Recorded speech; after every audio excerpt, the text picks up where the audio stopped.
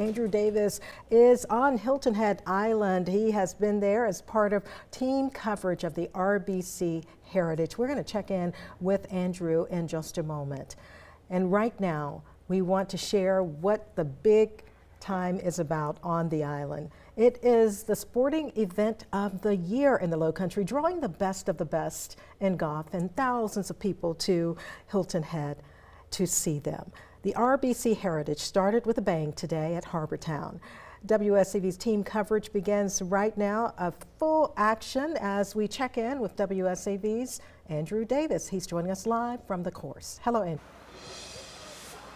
Well, Tina, I'll tell you, I wish you were out here with me. This is just an absolute Chamber of Commerce day out at Harbor Town for the first day of the RBC Heritage. And for many, it's really just the calm before the storm. Only some of the golfers out on the course. The fans are limited at best right now. It's really just a smattering of what's to come for a very fun and hectic week for everybody involved. But first, before it all gets underway, you have to have a little bit of pomp and circumstance. And for the RBC Heritage, that always starts with some bagpipes.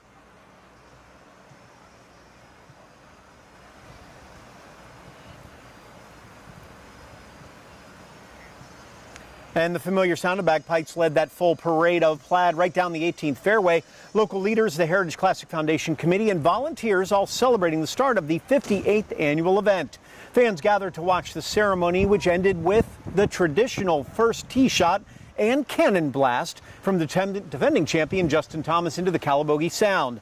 The tournament has donated more than $62 million in its history to charity and brings in millions more to the area. And organizers say that impact makes every year still exciting.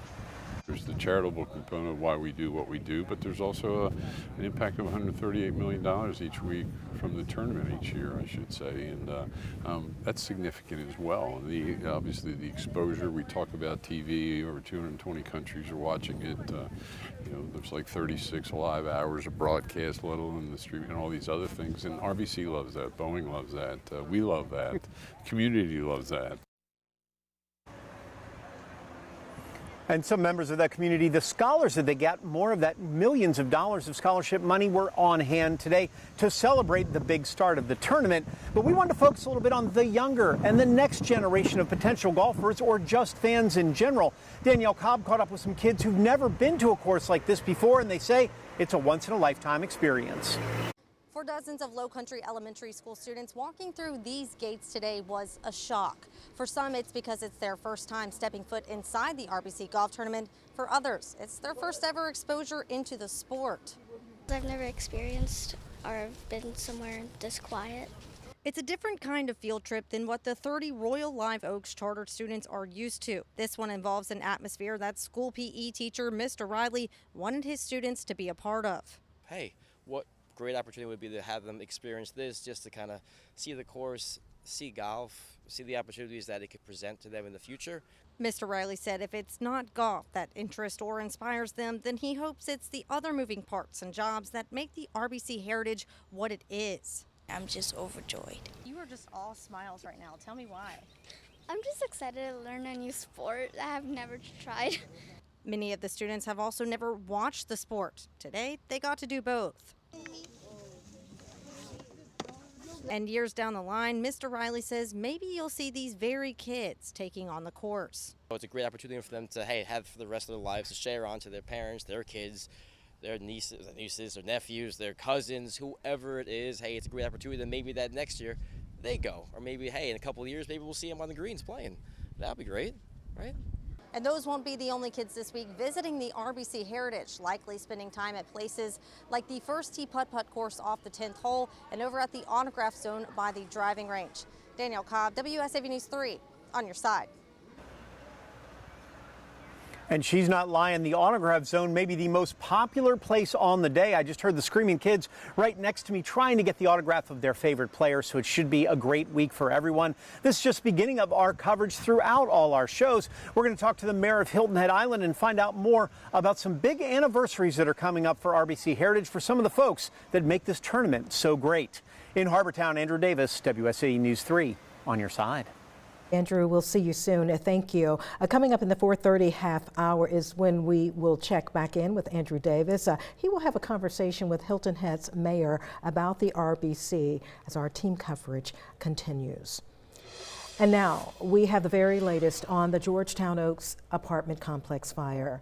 New video to share with you. We do want to warn you, what you're about to see and hear could be disturbing.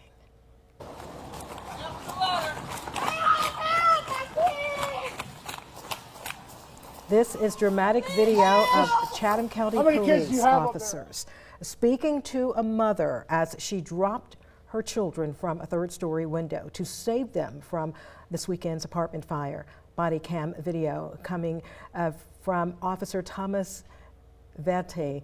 Chatham County Fire Department officials are giving a step-by-step of their response to a massive apartment complex fire. That fire displacing dozens of people Sunday morning. WSAV's Jillian Coles walked with them to learn more about their life-saving actions.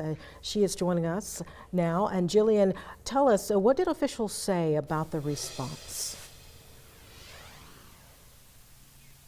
Tina, Chatham County Fire Department officials say residents were their first priority when they arrived here at the Georgetown Oaks apartment complex on Sunday. Now, when they arrived, they said fire was shooting through the roof, and as you can see behind me, this side of the building was damaged heavily. This whole side collapsed, making it very difficult for residents to get out. Fire crews arrived on scene around 4 a.m. They say other and knocking on doors, trying to wake their neighbors. The fire quickly traveled from the ignition point to the other side of the complex through an open attack that covers the entire building. 22 of 24 rooms were damaged. All residents made it out alive, but dozens are left without a home. CCFD Truck 7 Captain John William Farrell says he acted off instinct when pulling 3 individuals out of a window to their safety. It's our job to be calm. That's what we're trained to do. So we just got to reiterate to them, like, hey, we're here. We're going to get you. Go in, get them, bring them out, and then the rest is, the fire's still going, so we got to keep doing our jobs.